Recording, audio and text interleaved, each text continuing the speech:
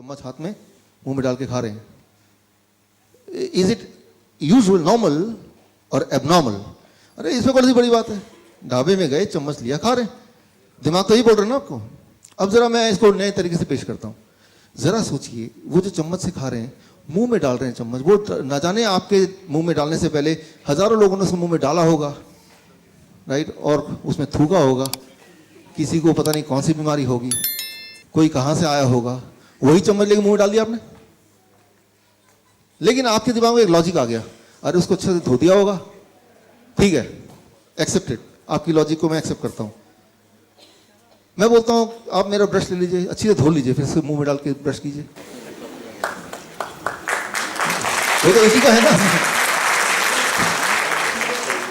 चम्मच मुंह में डाल के आराम से खा रहे हैं, तो हजारों लोगों ने, न जाने ट्रक वाला, पता नहीं कौन सा ड्राइवर, जिसके सामने जाना पसंद नहीं करेंगे, कोई शराबी, कोई उसमें मुंह में डाल के खा रहा होगा, वही आपने लिए मुंह में डाल रहे, यार क्या स्वाद है.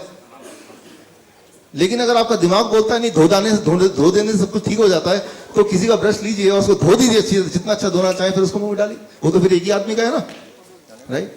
हम कहीं भी जाते हैं, किसी रिश्तेदार घर जाते हैं, अपना एक ब्रश लेके जाते हैं ना, कि नहीं उनके पास ब्रश होगा, किसी एक का ले लूंगा मैं, करते धो लूंगा. होना तो ये चाहिए कि एक चम्मच भी जेब में लेके जाइए जब भी कभी रेस्टोरेंट में जाए, राइट. अपना चम्मच जेब से निकाला, खाया पिया, उसको धोया, फिर जेब में रख दिया. उसके पीछे नाम भी लिखा है ताकि किसी और अपने जो फैमिली मेंबर के नाम से वो चम्मच मिक्स ना हो जाए. बोलना मैं सिर्फ यही, मैं ये नहीं बोलना चाह रहा हूँ चम्मच से खाना चाहिए कि नहीं खाना चाहिए, दैट्स नॉट द पॉइंट. मैं सिर्फ ये बोलना चाह रहा हूँ, जो भी आप एक्शन करते हैं, that action is not a science. उसमें कोई लॉजिक नहीं है, उसमें कोई रीजनिंग नहीं है, वो बस है. और वो क्यों है? क्योंकि ऐसा चलता आया है. तो ऐसा चलता है, जो चीज चलती आती है उसको हम सोचते हैं कि ये ठीक ही है. कैसे हम डिसाइड करते हैं इज इट, ये ठीक है कि नहीं है? सिर्फ एक ही चीज हम देखते हैं, क्या ये चलता आया है ऑलरेडी. अगर दिमाग ने उसको कई बार ऑलरेडी देख चुका है हमारे एक्सपीरियंसेस में, तो ब्रेन बोलता है दिस इज ओके, फिर चाहे वो हमारा नुकसान भी क्यों ना कर रहा हो. बस ये छोटी सी बात I want to make you understand.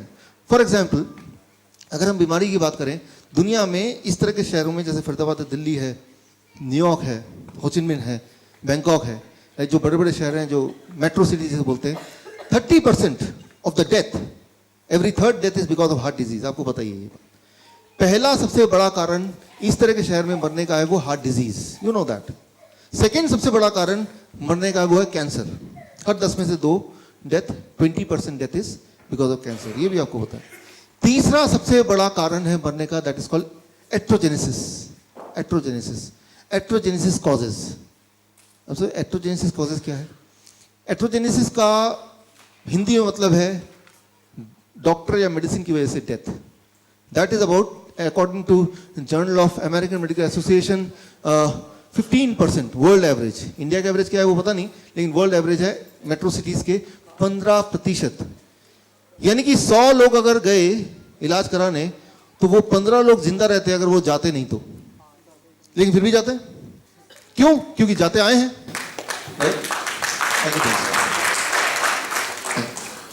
क्योंकि जाते आए हैं. ये तो आंकड़े दिखा रहे हैं, ये मेरे आंकड़े है नहीं, जर्नल ऑफ अमेरिकन मेडिकल. अच्छा, इसको और मैं रोबोस्ट करता हूं. सारी जो सिस्टम चलते हैं मेडिकल की दुनिया में, जो अच्छे महंगे सिस्टम, जो ज्यादा इफेक्टिव सिस्टम है, वो अमेरिका से आते हैं, एलोपैथिक सिस्टम.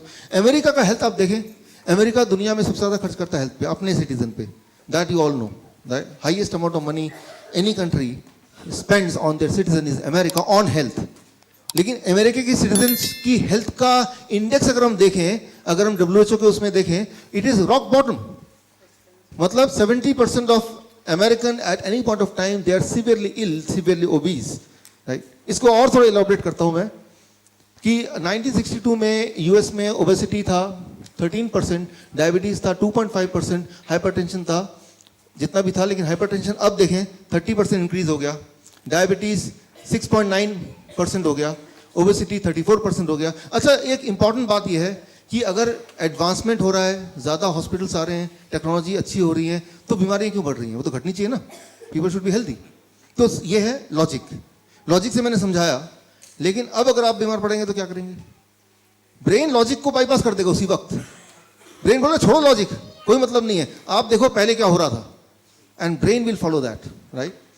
सो वो आपकी गलती नहीं है, हमारे बॉडी की बनावट, that is how the brain behaves, right. Brain behaves whenever some action, जब भी आपको कोई एक्शन लेना है, तो एक्शन लेते वक्त ब्रेन ये नहीं देखता कि लॉजिक क्या है, साइंस क्या है, किसमें हम ठीक हो सकते हैं, किसमें हमारी भलाई है। ब्रेन सिर्फ ये देखता है कि पहले क्या हो रहा है, पहले तो वो बताओ, पहले क्या करते थे आप ये बताओ, कल तक क्या करते थे। चांसेस ये हैं कि जो भी आप कल तक करते थे, जो भी आप देखते आए हैं, चांसेस ये हैं कि चाहे उससे नुकसान हो रहा हो या फायदा हो रहा हो, you will still do that, right. That is how our brain is programmed and that is what you have to understand. अच्छा, ऐसे में हम करें क्या? तो ये तो सारी सिचुएशन है, राइट। तो इस सिचुएशन को ध्यान रखते हुए what we have to do, so आज उस पर बात कर रहे हैं कि what we have to do. यहाँ से जब घर जाएं तो इस नॉलेज को अंडरस्टैंड करते हुए इसको हम प्रैक्टिकली अपने जीवन में अपने प्रॉब्लम्स को सॉल्व करने के लिए how we can use it.